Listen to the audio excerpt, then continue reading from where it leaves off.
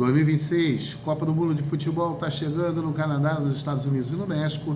Ontem foi a convocação da seleção brasileira pelo seu Carlo Ancelotti, um excelente treinador, foi um grande jogador de futebol, meio-campista do Milan, da seleção italiana, que eu tive o prazer de ver jogar. Mas o que eu quero conversar com vocês não é sobre o Neymar, não é sobre os jogadores, nem aquilo que pode vir a acontecer na Copa do Mundo. O que eu quero conversar com vocês é sobre a CBF, a Confederação Brasileira de Futebol, que muitos não sabem o que ela é, o que ela ganha, o que ela representa, mas a gente vai conversar aqui agora rapidamente. A CBF não é uma entidade pública, ela é uma entidade privada, ela é uma associação, paz meus senhores, sem fins lucrativos. Ela não tem acionistas, ela não distribui lucros, mas, no entanto, ela representa e gerencia o futebol brasileiro.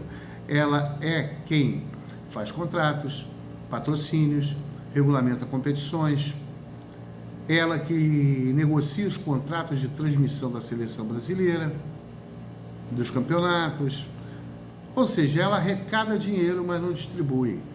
Ela não tem fins lucrativos, mas ela ganha por ano 1 bilhão e não paga imposto de renda.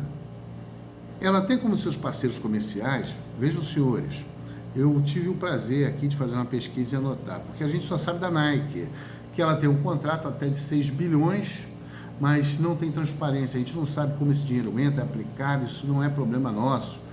Aqui no Brasil é assim, aliás, outro dia teve um senhor aí que está acusado de 1000 coisas aí com o Banco Master, que falou que, como é dinheiro privado, ninguém tem nada a ver com isso.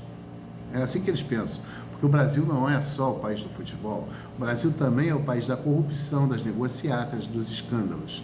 Então vamos lá, os parceiros comerciais da CBF, além da Nike, a Sadia, ela divulgou, a Sadia é uma empresa séria, 400 milhões em 5 anos, o que dá 80 milhões por ano.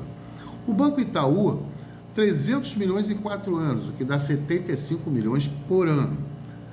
E ainda tem as seguintes empresas: Amazon, Google, Uber, Volkswagen, iFood e, é claro, a Rede Globo e as empresas que detêm direito de transmissão e negociam com a nossa querida CBF.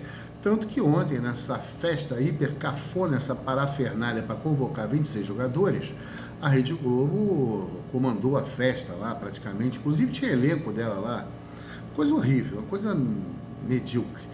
Mas o que me assusta nisso é que a CBF tem os seguintes ex-presidentes recentes: Ricardo Teixeira, banido pela FIFA por suborno e corrupção; Marco Polo Del Nero, idem, banido pela FIFA também por corrupção. Os dois estão presos, não, estão soltos. O Caboclo foi afastado por corrupção, não, ele foi afastado por assédio sexual. É mais ridículo ainda, é um bandido também, um vagabundo que também devia estar preso, mas está solto. O seu José Maria Marinho, ele foi preso em 2015 e condenado em 2018 nos Estados Unidos por fraude comercial, fraude fiscal, corrupção. E agora vem o seu Samir Chald, que ninguém conhece, ninguém sabe de onde é, porque ele é presidente da Federação de Roraima, que não tem nem time na Série A, Série B, Série C, mas ele representa aquilo que o futebol brasileiro pode ter de melhor. Então, você que fica torcendo para a seleção nacional, saiba que a seleção não é nacional, a seleção é de uma empresa capitaneada ultimamente por um bando de pilantras, não paga imposto, não tem transparência, e a gente fica aqui torcendo como se um dia a seleção brasileira fosse aquilo que um dia foi, de futebol, que fosse a alegria do povo e que externasse o nosso sentimento. Mas infelizmente não é mais assim. E vou falar uma coisa para vocês: o Neymar, ele foi convocado, sabe por quê? Porque a Nike precisa vender a camisa 10 da seleção que você vai comprar. Só por causa disso. Venda, imposição comercial. Não há justificativa outra que não seja isso. Pelo menos essa é a minha opinião.